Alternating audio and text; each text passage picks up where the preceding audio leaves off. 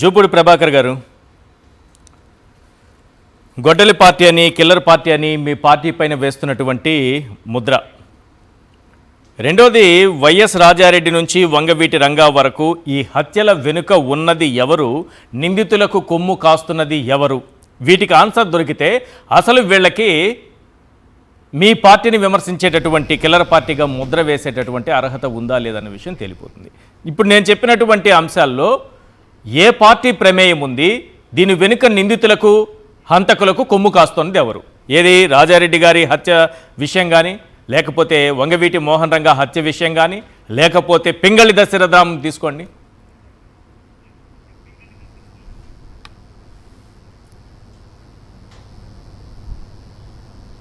ఈశ్వర్ గారు yes, clear sir, చెప్పండి sir. Hello, వినపడుతుందా? వినిపిస్తుంది సార్. వినపడుతుందండి నా వాయిస్ మీకు? ఎస్, క్లియర్గా ఉంది సార్.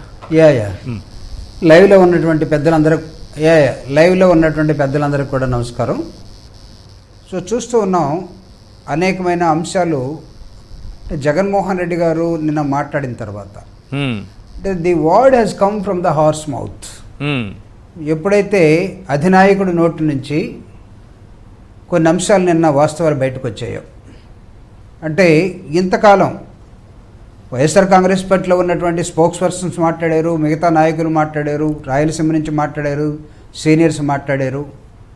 కానీ ఈ మధ్యకాలంలో వైఎస్ఆర్ కాంగ్రెస్ పార్టీ మీద అంటే వ్యక్తిత్వ హననం ఎప్పుడైతే స్టార్ట్ చేశారో, అంటే చాలా దారుణంగా భారీ ఎత్తున కూడా ఎక్కడి దాకా వెళ్ళారంటే, వైఎస్ఆర్ కాంగ్రెస్ పార్టీ జెండా కానీ, ఎన్నికల గుర్తు కానీ, ఎలక్షన్ కమిషన్ తోటి అంగీకరించబడినటువంటి ఫ్యాన్ గుర్తు మాకున్నది, మా జెండా మాకున్నది. జెండాలో ఉన్నటువంటి అనేకమైన అంశాలు సింబాలిక్గా కనపడుతున్నాయి. కానీ ఇది గొడ్డల పార్టీ అనే ఒకదాన్ని వాళ్ళు ఈరోజు ప్రజల్లోకి తీసుకెళ్ళటం కోసం, అంటే ఒక్కొక్క సమయంలో ఒక్కొక్క వ్యక్తిని, ఒక్కొక్క అంశాన్ని, ఒక్కొక్క వాళ్ళకి నచ్చనటువంటి దాన్ని ప్రజల్లోకి ఏ విధంగా ఇంజెక్ట్ చేస్తారో దాన్ని ఇక ఏమాత్రం సహించేది లేదని లోపల ఎన్ని అగ్నిపర్వతాలు ఉన్నా కడుపులో దాచుకొని ఇన్నాళ్ళు ఎవరో మాట్లాడుకుంటారులే నాకెందుకులే అన్నట్టుగా సహనం పాటించినటువంటి జగన్మోహన్ రెడ్డి గారు నిన్న మాట్లాడారు. తేల్చుకున్నవారండి ఎవరిది గొడ్డల పార్టీ, ఎవరిది కత్తుల పార్టీ, ఎవడు తుపాకులు వెపన్స్ వాడాడు తెలుసుకున్నవారండి చెప్పనా ఒకసారని మీరు చెప్పినటువంటి పింగళ దశరథరామ్ దగ్గర నుంచి, మల్లెల బాబ్జీ దగ్గర నుంచి, వంగవీటి మోహన్ రంగా, నా కుటుంబంలోనే నేను 3 వ్యక్తుల్ని కోల్పోయి ఒక బాధిత కుటుంబంగా నేనుంటే బాధితుడు ఎప్పుడు నీకు వేరేగా కనపడతాడు, హంతకుడిగా కనపడతాడు? ఏం మాట్లాడుతున్నారు మీరు? మీది కాదా హంతకుల పార్టీ అని జగన్మోహన్ రెడ్డి గారు అడిగితే ఎదురుదాడి ఈరోజు చాలా అంశాల్లో చాలా చోట్ల చూస్తూ ఉన్నాం. మీరు ఇంకొక చారిత్రక నేపథ్యాన్ని ఇద్దరు సీనియర్ నాయకులతోటి, ఒకరు జర్నలిస్ట్ గారు, ఇంకొకరు ఐ థింక్ ఐపీఎస్ అనుకుంటాను, ఆ సార్ తోటి చెప్పించడం జరిగింది. అంటే ఈ రాష్ట్రంలో జరుగుతున్నటువంటి అనేక అంశాలని మనం కూడా నోరిపోకపోతే అవి కూడా వాస్తవాలు అయిపోయే ప్రమాదం ఉంది. కాబట్టి జగన్మోహన్ రెడ్డి గారు చాలా స్పష్టంగా he started attacking, or otherwise you can say that వాస్తవాలు ఇంకా దాచుకుంటే కాదు, ఇక్కడ చెప్పాల్సిన అవసరం ఉంది. రాజశేఖర రెడ్డి గారు ఆలస్యంగానైనా చెప్పారు, ఏమనుకోకండి. మీ పార్టీ గురించి నేను అంటున్నది, జగన్మోహన్ రెడ్డి గారే వచ్చారు చెప్పారు, ఆలస్యంగానైనా చెప్పారు. ఇదే ఇక మీదట కూడా కంటిన్యూ చేస్తారా? ఎందుకంటున్నానంటే, ఒక ముద్ర పడిపోయిన తరువాత, ముద్రని బలవంతంగా వాళ్ళు రుద్దుతున్న తరువాత ఆలస్యంగా దాన్ని చెరిపేసుకునేటటువంటి ప్రయత్నం మీ పార్టీ చేస్తోందేమో అని అనిపిస్తోంది. ఇది నా అభిప్రాయం కాదు, మీ పార్టీలో ఉన్నటువంటి చాలామంది అభిప్రాయం కూడా. యా, అంటే మేబీ మీ అభిప్రాయం అన్ని నేను కాదనలేను. ఇక్కడ రెండో అంశం ఏంటంటే, రాజశేఖర రెడ్డి గారు ముఖ్యమంత్రిగా ఉన్న సమయంలోనే తన తండ్రిని కోల్పోయాడు. ఎంత దారుణంగా కోల్పోయాడంటే బాంబులతోటి అటాక్ చేసిన విధానం కనపడింది. అవును. కానీ ఆ రోజు ఆయన్ని చాలామంది అడిగారు, ఎట్లా చంపిన వాళ్ళే ఏం చేద్దాం అనుకుంటే, దేవుడు వాళ్ళు చూసుకుంటారు, వాళ్ళ పాపాన్ని వాళ్ళు పోతారులే, వదిలేసేయమన్నాడు. దానికి ఎంత పెద్ద మనసు ఉండాలి?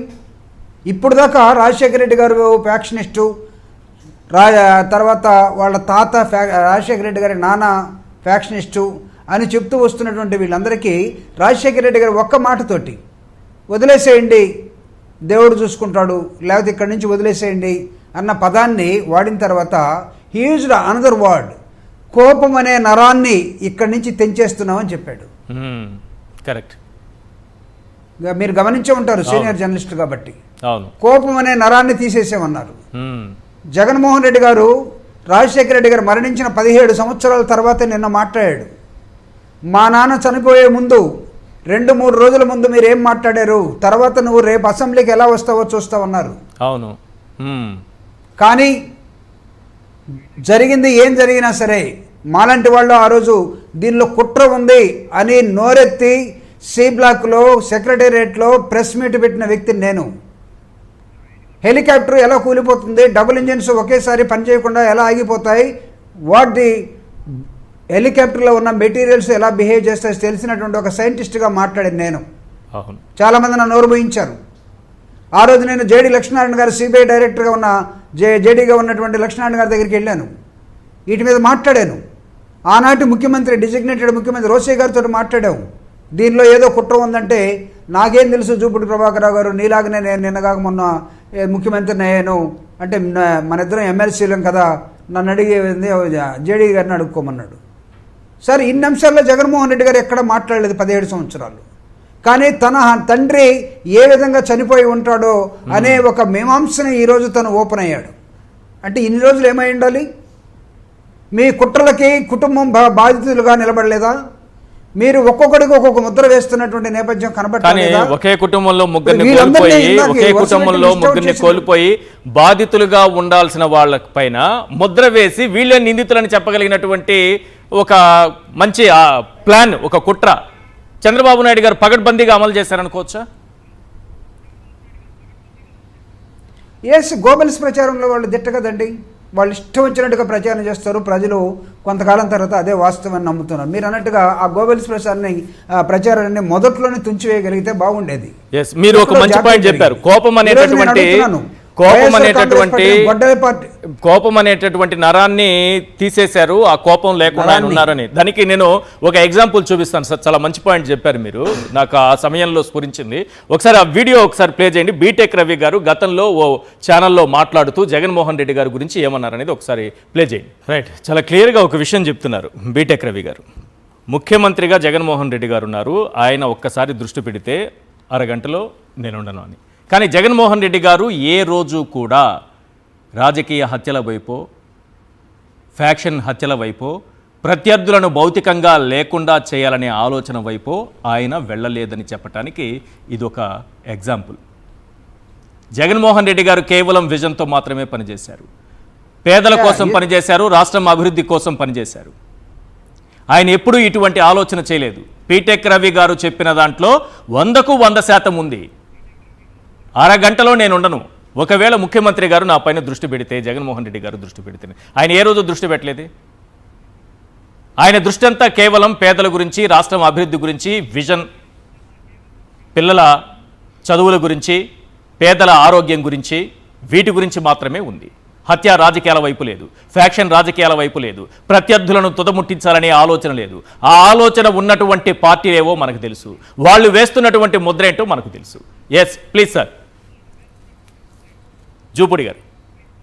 సార్, ఇక్కడ మీరు చాలా నైస్ ఎగ్జాంపుల్, చాలా రైట్ టైంలో మీరు ఒక ఎగ్జాంపుల్ తీసుకొచ్చారు. అంటే జగన్మోహన్ రెడ్డి గారికి బాగా కోపం వచ్చింది అనుకోండి, బహిరంగ సభలో ఎక్కడన్నా ఒకే ఒక పదాన్ని ఆయన వాడతాడండి. ఆయన ఏమంటాడంటే, దేవుడు చూసుకుంటాడు, అవసరమైతే వీళ్ళని ఎత్తి దేవుడే బంగాళాఖాతంలో వేస్తాడు. అవును, దేవుడే ప్రజల ద్వారా ఎత్తి బంగాళాఖాతంలో వేస్తాడు. ఇది ఆయన కోపం. అంతే. ఆయన ఎప్పుడు ఎవరి మీద, ప్రత్యర్థుల మీద, ప్రత్యర్థి రాజకీయ పార్టీ మీద వాళ్ళు ఉండకూడదని ఎప్పుడు కూడా దృష్టి పెట్టి పనిచేసినట్టు వ్యక్తి కాదు అనేది బీటెక్ రవి గారి మాటల్లోనే స్పష్టంగా కనబడుతున్న నేపథ్యం. ఏ విధంగా చెప్తారు జగన్మోహన్ రెడ్డి గారిది గొడ్డల పార్టీ అని, జగన్మోహన్ రెడ్డి గారిది కిల్లర్ పార్టీ అని, జగన్మోహన్ రెడ్డి గారికి అనేకమైనటువంటి అంశాలని, అంటే రాష్ట్రంలో ఉన్నటువంటి మీ పరిపాలన చేతగానే పేడంతా తీసుకొచ్చి జగన్మోహన్ రెడ్డి గారు వాళ్ళకి పూసిపోతారా? మీరు పెంట పేడ పూస్తే జగన్మోహన్ రెడ్డి గారు కడుక్కుంటూ కూర్చుని అంటే మాకు అదే పనా? అంటే ఈరోజు మేము జగన్మోహన్ రెడ్డి గారు చెప్పారు కాబట్టి మాట్లాడటం, అంటే సమాజం మొత్తం అనుకునే ఏ రాజకీయ పార్టీ నాయకుడు ఎలాంటి వాడు జనం అనుకోవట్లేదా? జగన్మోహన్ రెడ్డి గారి వల్ల ఇబ్బంది పడ్డటువంటి ఒక కుటుంబం, అవతల ప్రత్యర్థి రాజకీయ పార్టీ కుటుంబం కూడా ఇబ్బంది పడ్డ వాళ్ళు ఎవరైనా ఉన్నారా? లేరు అనేది బీటెక్ రవి గారి ద్వారా కనబడుతూ ఉంది. ఇన్ని అంశాల్లో జగన్మోహన్ రెడ్డి గారిని మీది గొడ్డల పార్టీ అంటే ఈరోజు ఆయన మాట్లాడాడు. గొడ్డల పార్టీ దాకే కాదు, మా నాన్న, మా చిన్నాన్న, మా తాత ముగ్గురిని నేను పోగొట్టుకున్న ఒక బాధిత కుటుంబానికి ఎంత దుఃఖం ఉండాలండి. ఆ బాధిత కుటుంబం వైపు ఎవడు కూడా సింపతి కనపడకుండా జగన్మోహన్ రెడ్డి గారు ఈయన మూర్ఖుడు, ఈయన సైకో, ఈయన ఎవడ మాట వినడు, ఈయన మొత్తం సర్వనాశనం, ఈయన 5 సంవత్సరాలు సర్వనాశనం చేస్తే వీళ్ళు ఇప్పుడు అంతా కూడా బిల్డింగ్ చేసుకుంటూ పోతున్నారట. ఈశ్వర్ గారు మీ ద్వారా నేను ఒకటి అడుగుతున్నానండి. వాళ్ళు ఏదో ఒకటి చూపించారు అమరావతి అని, జగన్మోహన్ రెడ్డి గారు దాన్ని కాదనలేదు. కానీ ప్లాన్ బి ఒకటి చూపించాడు, మావిగాన్ అనే ప్లాన్ బిని. ఇది 20,000 కోట్లతోటే అయిపోతుంది కదా, 2 లక్షల కోట్లు ఎందుకు, ఇది వాడుకోకూడదా అన్నారు. జగన్మోహన్ రెడ్డి గారు డిస్ట్రక్షన్ అని అన్నారు. ఆయన డిస్ట్రక్షన్ చేస్తే వీళ్ళు చేసే కన్స్ట్రక్షన్ ఎక్కడుందో నాకు చూపించమనండి. మొత్తం ఒకటి వేయటమే, పేడ పోయటమే. కానీ దానికి వ్యతిరేకంగా ఇంకోటి ఏమైనా చేస్తున్నారా? ఈరోజు జగన్మోహన్ రెడ్డి గారు ఆయన ముఖ్యమంత్రిగా ఉన్నప్పుడు ఆ కరకట్ట కింద ఉన్నటువంటి ఒక హాల్ని దాన్ని పడగొట్టారు. 2 సంవత్సరాలు అయిపోయింది మీరు అధికారంలోకి వచ్చి, మీరు ఎందుకు కట్టలేకపోయారు దాన్ని? దానికి అన్ని సర్టిఫికెట్స్ ఉంటే, అది లీగల్గా ఉంటే మీరు 2 సంవత్సరాలుగా దాన్ని కట్టకుండా మీ దగ్గరికి వచ్చే వాళ్ళకి చూపించడానికి ఇదేమన్నా తాజ్మహల్ అనుకున్నారా? Correct, right. లేకపోతే గోల్కొండ పోర్ట్ అనుకున్నారా? ఎస్. లేదా సాలార్జంగ్ మ్యూజియం అనుకున్నారా? ఎందుకు కట్టలేకపోయారు? అంటే జగన్మోహన్ రెడ్డి గారు డిస్ట్రాక్షన్ చేస్తాడు అని చూపించడం కోసం ఉంచారా మీరు? అయితే మీరు చేసిన కన్స్ట్రక్షన్ ఎక్కడుంది? కాబట్టి ఇన్ని అంశాల మధ్య మేము వైఎస్ఆర్ కాంగ్రెస్ పార్టీ ఎలక్షన్ కమిషన్కి వెళ్ళి మా పార్టీకి ఇచ్చిన సింబల్ ఫ్యాను, కానీ గొడ్డలని చెప్తా ఉన్నారు. ఆ పార్టీకి కాస్త బుద్ధి చెప్పండి అని మేము ఖచ్చితంగా ఎలక్షన్ కమిషన్లో మేము కంప్లైంట్ చేస్తామండి. Very good. సైకిల్ని సైకిల్ కాదు ఇంకొకటి అనలేదే. రైట్.